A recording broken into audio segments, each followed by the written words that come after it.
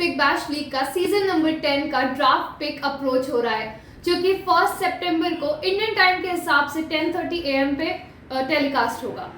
इसके बारे में बात करते हैं कि इस ड्राफ्ट पिक पे होता क्या है, क्या सिस्टम है लॉटरी का। Let's have a look at that. अगर हम बात करें कि प्लेयर्स कैसे पिक होते हैं, क्लब्स को 4 राउंड्स मिलते हैं जिसमें उनको एटलीस्ट 2 ओवरसीज प्लेयर्स को पिक करना होता है। उनको सिर्फ 2 बार मौका मिलता है पास करने का, एंड एक प्लेयर को वो प्री ड्राफ्ट में साइन कर सकते हैं। जैसे हमने देखा स्मृति मंदाना को एडिलेड स्ट्राइकर्स ने बिफोर दिस ड्राफ्ट साइन किया था, वो प्री ड्राफ्ट साइनिंग कहलाएगी। फिर हम देख सकते हैं कि एक पिक जो है वो ओवरसीज का रिप्लेसमेंट भी साथ में रखते हैं 4 प्लेयर्स में, क्योंकि एट दी एंड जो 18 प्लेयर का लिस्ट रहेगा उसमें 3 ही इंटरनेशनल प्लेयर्स हो सकते हैं। प्लेयर्स को 3 कैटेगरीज में बांटा जाता है। जो हमने 4 राउंड्स की बात की थी, उन 4 राउंड्स में 4 कैटेगरीज होंगी, जिसमें platinum, gold, silver and bronze में उनको डिस्ट्रीब्यूट किया जाएगा। प्लैटिनम कैटेगरी क्रिकेट ऑस्ट्रेलिया खुद डिसाइड करते हैं। बाकी प्लेयर्स के पास ऑप्शन है, वो अपने आप को गोल्ड, सिल्वर और ब्रॉन्ज में पुट कर सकते हैं। अब रिटेंशन पिक्स की बात करते हैं। हर टीम को एक रिटेंशन पिक अलाउड होती है। रिटेंशन के लिए रूल ये है कि उस प्लेयर को पिछले साल एक मैच एटलीस्ट उनके साथ खेलना होगा। जैसे हम देख सकते हैं कि मेलबर्न रेनिगेट्स में हरमनप्रीत कौर थी। मेलबर्न रेनिगेट्स के पास एक चांस है कि ड्राफ्ट में हरमन को ना पिक करके वो रिटेंशन कार्ड यूज करके उनको अपनी टीम में रख सकते हैं। अब बात करते हैं पॉइंट्स टेबल के बारे में, क्योंकि उससे ड्राफ्ट सिस्टम का हमें समझ जाएगा। अगर पॉइंट सिस्टम की बात करें तो हमने देखा था फाइनल्स की वो 4 टीम्स थी, strikers, scorchers, Brisbane heat and thunder's. And अगर बॉटम 4 टीम्स की बात करें तो Sixers, hurricanes, stars and Renegades थे।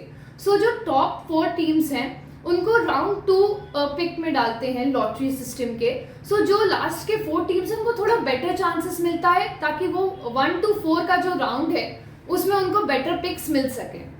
कंसीडरिंग कि ये हमारा पॉइंट्स टेबल था, उस हिसाब से अगर ड्राफ्ट ऑर्डर की बात करें तो जो फर्स्ट लॉटरी आती है 1 to 4 पिक्स की, उसमें मेलबर्न रेनिगेट्स क्योंकि 8th पोजीशन पे थे, उनको 40% चांसेस था कि वो फर्स्ट पिक कर सकें। एंड मेलबर्न स्टार्स को 30%, होबार्ट हरिकेन्स को 20% एंड सिडनी सिक्सर्स को 10%। 10 शीट्स इनकी डाली जाती है, जिसमें से ये चांसेस उनके बनते हैं। अगर सेकेंड लॉटरी की बात करें, जो पॉइंट्स टेबल के टॉप 4 टीम्स थे उनका चांसेस, सिडनी थंडर क्योंकि 4th थे, 5th पिक का चांसेस उनके लिए ज्यादा बेटर था। 33% का उनका चांसेस बैठ रहा था। एंड सिमिलरली ब्रिस्बेन हीट का 28% क्योंकि वो 3rd आए थे। एंड पर्थ स्कॉचर्स क्योंकि 2nd थे, वो रनर अप्स रहे थे, उनको 22% का चांसेस था। And we have seen Adelaide Strikers the winners थे, उनको इसलिए 16% का चांसेस था क्योंकि वो फर्स्ट आए थे। अब ये चांसेस के बारे में हमने डिस्कस किया है।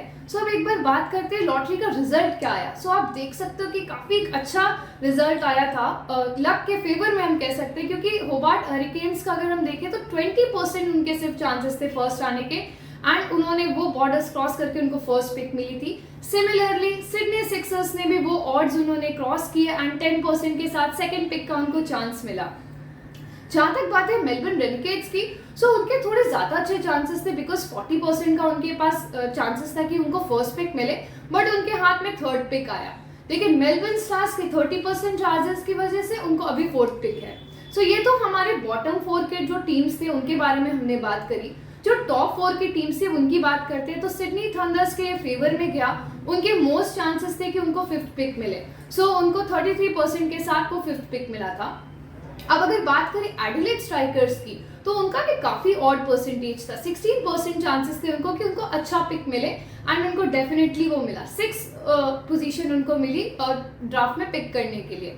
ब्रिस्बेन हीट के 28% चांसेस थे एंड उनको 7th पिक मिला।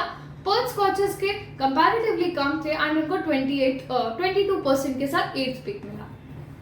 अब ड्राफ्ट राउंड्स की बात करते हैं कि हर क्लब को हमने देखा है कि 4 ड्राफ्ट राउंड्स होंगे, जिसमें क्लब सिर्फ 2 बार पास कर सकते हैं, जिसको मैंने आपको पहले भी मेंशन किया था। ड्राफ्ट जो राउंड 1 होगा उसमें 1 to 8 में प्लैटिनम ओनली प्लेयर्स रहेंगे। जितने भी क्रिकेट ऑस्ट्रेलिया डिसाइड करता है कि ये प्लैटिनम प्लेयर्स हैं, वो 1 to 8 के राउंड में रहेंगे। देन उसके बाद एक स्नेक फॉर्मेट आता है, जिसमें 9 to 16 तक 1 to 8 चलेगा। देन 8 वो फ्लिप होके फिर वो 8 to 16 चला जाएगा। 8-1 चला जाएगा।